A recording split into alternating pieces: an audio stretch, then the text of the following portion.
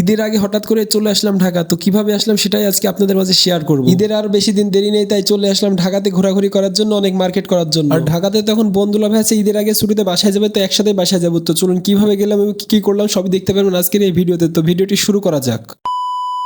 তো শুরুতে বাসা থেকে বের হওয়ার সময় একটা শপিং ব্যাগে আমি নিয়ে নিয়েছি আমার একটা শার্ট আর একটা প্যান্ট, বেশি কিছু নিই না কারণ আমি ঢাকা থেকে শপিং করব। তো তারপরে সকাল 9:30 আমার গাড়ি ছিল ফাতেমা বাংলা লাইন স্পেশাল। তো সময় মতনই গাড়ি চলে এসেছে, তারপর আমি দৌড়াতে দৌড়াতে গাড়িতে উঠলাম। তো আজকে ঢাকায় যাওয়ার নেশে আমার সবকিছু আজকে ভুল হয়ে যাচ্ছে কেমন। তো আপনাদেরকে সালাম দিতে ভুলে গেছি। তো হ্যালো এভরিওয়ান, আসসালামু আলাইকুম। কি অবস্থা সবার, কেমন আছেন? আশা করি সবাই ভালো আছেন। তো আমিও ভালো আছি। তো সামনে তো পবিত্র ঈদ, তো ঈদ উপলক্ষে সবাইকে জানাই অগ্রিম ঈদের শুভেচ্ছা, ঈদ মোবারক। যেখানে ঈদের আগে ঈদের ছুটিতে মানুষ শহর থেকে বাসায় যাচ্ছে, সেখানে আমি বাসা থেকে আমি শহরে আসলাম ঘোরাঘুরি করতে। ভাইরে আমার মাথার মধ্যে যে কখন কি বলে আমি কিছুই বুঝতে পারি না। হঠাৎ করে ইচ্ছে করলো যে ঢাকা যাবো, তো চলেই আসলো। এখন বর্তমানে আছি ভেড়ামারা রেলওয়ে স্টেশন। তো রেলওয়ে স্টেশন পার হয়ে গাড়ি এখানে নিয়ে আসলো গাড়িতে তেল দেওয়ার জন্য। বাংলাদেশে এমনিতে তেলের সংকট চলতেছে, এই জন্য গাড়ি তেল নেওয়া কমপ্লিট করে চলে আসলো ঢাকা কোস্ট কাউন্টারের সামনে ভেড়ামারা। আপনারা যারা চিনবেন, যারা এসেছেন, এখান থেকে যাত্রী কয়েকটা তুলে আমরা চলে যাচ্ছি এবার ঢাকার উদ্দেশ্যে। আর এখন স্ক্রিনে যে জায়গাটি দেখতে পাচ্ছেন, এই জায়গাটি হচ্ছে লালন শাহ ব্রিজের আগে, আর এটাই হচ্ছে লালন শাহ সেতুর প্রবেশদ্বার। এদিকে যখন বাইক নিয়ে আমি আসি বিকেলের দিকে, তখন অনেক বেশি ভালো লাগে। তো বাইক নিয়ে মাঝে মধ্যে কিন্তু আসা হয় ব্রিজের উপরে ঘোরার জন্য।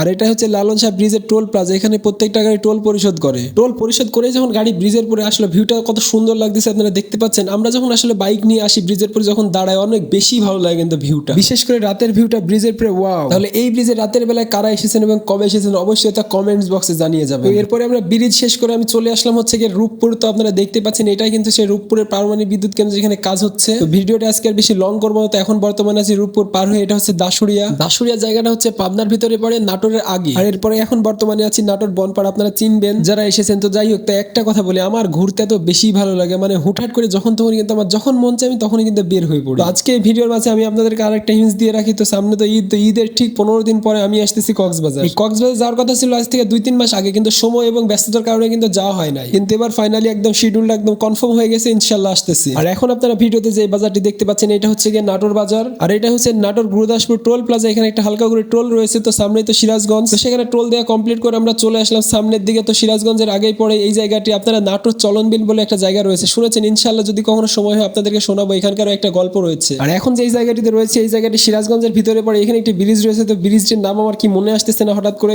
এখানকার পরিবেশটা কিন্তু অসম্ভব সুন্দর। তো এরপরে প্রায় 3.5 ঘন্টা পরে সিরাজগঞ্জের ভিতরে, এখন বাজে দুপুর একটা, এখানে যাত্রা বিরতি দিয়েছিল 20 মিনিটের জন্য। এই হোটেলের নাম ছিল ফুড সিটি ইন। এর আগে যখন ঢাকা আসতাম, তো সিরাজগঞ্জের ভিতরে ফুড ভিলেজ বলে একটা হোটেল ছিল, সেখানে যাত্রা বিরতি দিত। সেখানকার হোটেলটাও কিন্তু অনেক বড়, তো সেটা এখন আর নেই। সেই হোটেলটা কোনো কারণে হয়তো বন্ধ হয়ে গেছে। তো এরপরে আমি ভিতরে গিয়ে চোখ মুখে হালকা করে পানি দিয়ে আসলাম। তো এরপরে আমি চলে আসলাম গাড়ির ভিতরে। তো এসে বসলাম সিটে আপাতত। তো গাড়িতে তেমন কোনো যাত্রী ছিল না, 7-8টা মতো যাত্রী ছিল। তারপরে যাত্রা বিরতি শেষ করে আবার ঢাকার উদ্দেশ্যে রওনা দিল। আর এখন ঘড়িতে সময় বাজে 1:24। আর এখন স্ক্রিনে যেই জায়গাটি দেখতে পাচ্ছেন, এই জায়গাটি হচ্ছে যমুনা সেতুর আগেই। এটাই হচ্ছে যমুনা সেতুর টোল প্লাজা। আপনারা দেখতেই পাচ্ছেন এখানে যমুনা সেতুর টোল হচ্ছে গিয়ে এই গাড়ি 1000 টাকা। টোল দেওয়া কমপ্লিট করে গাড়ি চলে আসলো ব্রিজের উপরে, আপনারা দেখতেই পাচ্ছেন। তো এই জায়গাটি যে রয়েছে, এটা ট্রেন লাইন ছিল। তো ট্রেন লাইন কিন্তু খুলে ফেলেছে, তো সেই নাট দেখা যাচ্ছে। আর ওইটা হচ্ছে গিয়ে নতুন যমুনা সেতুর রেল লাইন। আর ব্রিজের নিচে পানি বলতে কিছুই নেই, পুরো বালির চর দেখা যাচ্ছে। আর ব্রিজের উপর থেকে সত্যি কিন্তু আশেপাশে পরিবেশটা কিন্তু অনেক বেশি ভালো লাগছে। তো যাই হোক, তারপরে আমরা চলে আসলাম। আর এই জায়গাটি হচ্ছে গিয়ে টাঙ্গাইল। আর বাংলাদেশের রাস্তা এখন 4 লেনের রাস্তা যেগুলো আছে, সেগুলো দেখতে অনেক বেশি ভালো লাগে, বিশেষ করে চট্টগ্রাম সিলেট গেলে আমরা দেখতে পাই। আর এখন বর্তমানে রয়েছে চান্দুরাতে। আর আমি ঢাকাতে আজকে প্রথমে যাব হচ্ছে গিয়ে ঢাকা মহাখালীতে, যেখানে বোন রয়েছে।